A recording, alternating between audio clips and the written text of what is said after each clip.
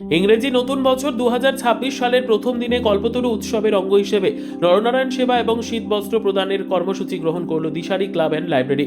অন্যান্য বছরের মতো এবছরে ইংরেজি নতুন বছরের প্রথম দিনে প্রায় 175 জনকে দুপুরে খাওয়ানোর ব্যবস্থা করা হলো ক্লাব প্রাঙ্গণে। চেয়ার টেবিল পেতে ছিল খাওয়ানোর ব্যবস্থা।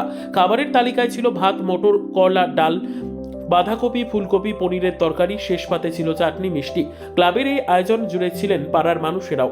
তাদেরই একজন বাবলু গাঙ্গুলি প্রতি বছর দিশারি ক্লাবের এই আয়োজনে সাধ্যমতো সাহায্য করে থাকেন। খাওয়া দাওয়ার পর শীতবস্ত্র হিসেবে কম্বল এবং শাড়িও তুলে দেওয়া হয়। পেট পুড়ে খেয়ে শীতবস্ত্র নিয়ে দুহাত তুলে উদ্যোক্তাদের আশীর্বাদ করলেন কমলি মাহাতো, গিরিবালা সরকার প্রমুখ। ক্লাবের পক্ষ থেকে সভাপতি সিরাজিৎ চৌধুরী, সম্পাদক কৌশিক চক্রবর্তীরা জানান, আমরা প্রতি বছরে এই উদ্যোগ নিয়ে থাকি।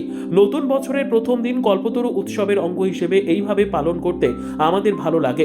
আগামীতেও আমরা তা বজায় রাখব। আজকে আমাদের এখানে কল্পতরু উৎসব হিসাবে আমরা এই দিনটাকে বেছে নিয়েছিলাম আজ থেকে প্রায় 10-12 বছর আগে। ঠিক একইভাবে আজকে 2026-এর নতুন বছরের শুরুতে আজকে আমরা এখানে নরনারায়ণের সেবা করার চেষ্টা করছি।